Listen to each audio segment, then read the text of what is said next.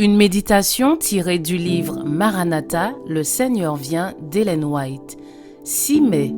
Les dangers de la fausse science.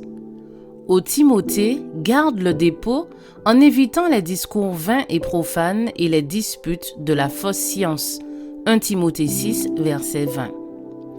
Dans l'état du New Hampshire, certains divulguaient des conceptions erronées sur Dieu.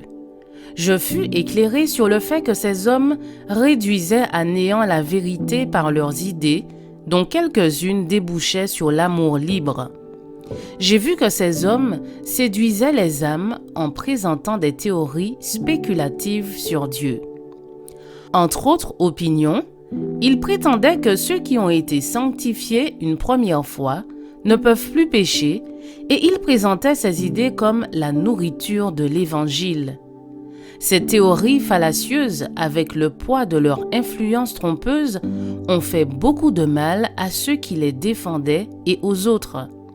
Ces personnes ont acquis et manifesté un pouvoir spirit sur ceux qui ne se rendaient pas compte du caractère pernicieux de ces théories habilement présentées.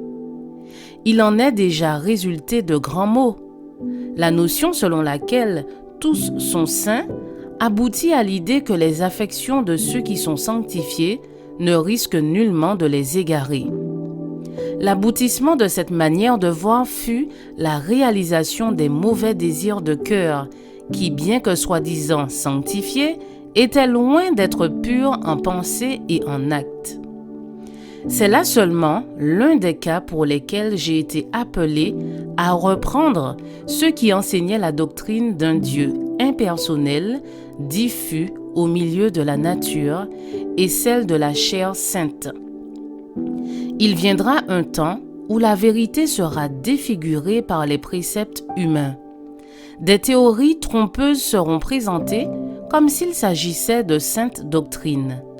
La fausse science est l'un des moyens que Satan a utilisé dans les cours célestes et elle est encore employée aujourd'hui.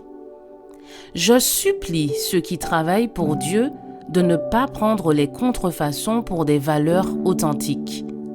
Notre Bible est pleine de la plus précieuse vérité. Nous n'avons donc pas besoin de suppositions ou d'excitations illusoires.